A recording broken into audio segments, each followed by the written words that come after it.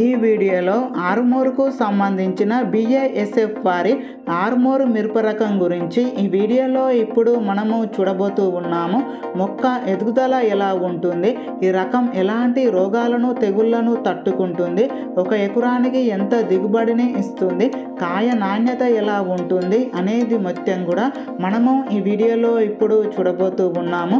మీలో ఎవరైనా కొత్తగా మన ఛానల్ని చూస్తున్నట్లయితే ఇప్పుడే మన ఛానల్ని సబ్స్క్రైబ్ చేసుకొని పక్కన ఉన్నటువంటి బెల్ ఐకాన్ని యాక్టివేట్ చేసుకోండి. మనం కనుక టాపిక్లోకి వెళ్ళినట్లయితే ఈ రకాన్ని ఇంతకుముందే చాలామంది రైతన్నలు సాగు చేసి ఉన్నారు. అయితే చాలామంది రైతన్నలు ఈ సీడు అనేది బాగుందని అన్నారు.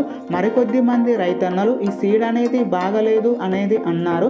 మిరప సాగు అనేది విత్తనాల పైనే కాకుండా మనం ఎంచుకున్న విత్తనాల పైన, నేల పైన, వాతావరణం పైన, రైతు పాటించే యాజమాన్య పద్ధతుల పైన మిరప సాగు అనేది ఆధారపడి ఉంటుంది.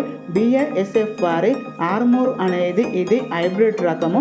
దీన్ని రబీ మరియు ఖరీఫ్ 2 పంటలుగా సాగు అనేది చేసుకోవచ్చు. ఈ సీడు కొంతవరకు జెమినీ వైరస్ని కంట్రోల్ అనేది చేసుకుంటుంది. ఈ మిరప సాగులో ఎరువుల మరియు మందుల వాడకం అనేది చాలా తక్కువగా ఉంటుంది. ఈ మిరప సాగు ఒక ఎకరానికి 35 నుండి 45 క్వింటాల దిగుబడి అనేది వస్తుంది. ఈ మిరప సాగులో తాలు శాతం అనేది చాలా తక్కువగా ఉంటుంది.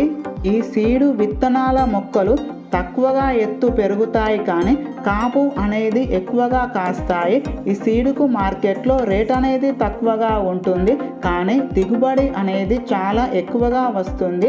వీటిని పచ్చిమిరప కోసం కాకుండా కేవలము ఎండుమిర్చి కోసం మాత్రమే సాగు అనేది చేసుకోవలసి ఉంటుంది. ఈ విత్తనాల ప్యాకెట్లు మనకు మార్కెట్లో 9 గ్రాముల ప్యాకెట్లుగా మనకు అందుబాటులో ఉంటాయి. 9 గ్రాములకు MRP రేట్ వచ్చేసి 810 రూపాయలుగా ఉంటుంది. ఒక ఎకరానికి 11 ప్యాకెట్లు అవసరం అవుతాయి. ఈ విత్తనాలను కెప్టెన్ ప్లస్ ఇమిడాక్లోప్రిడ్తో విత్తన శుద్ధి చేసి మనకు వస్తాయి. ఈ సీడుని ఖరీఫ్ మరియు రబీ 2 పంటలుగా సాగు అనేది చేసుకోవచ్చు. విత్తనాలు కొనే సమయంలో రైతులు పాటించవలసిన జాగ్రత్తలు ఖచ్చితంగా బిల్లు అనేది తీసుకోవలసి ఉంటుంది.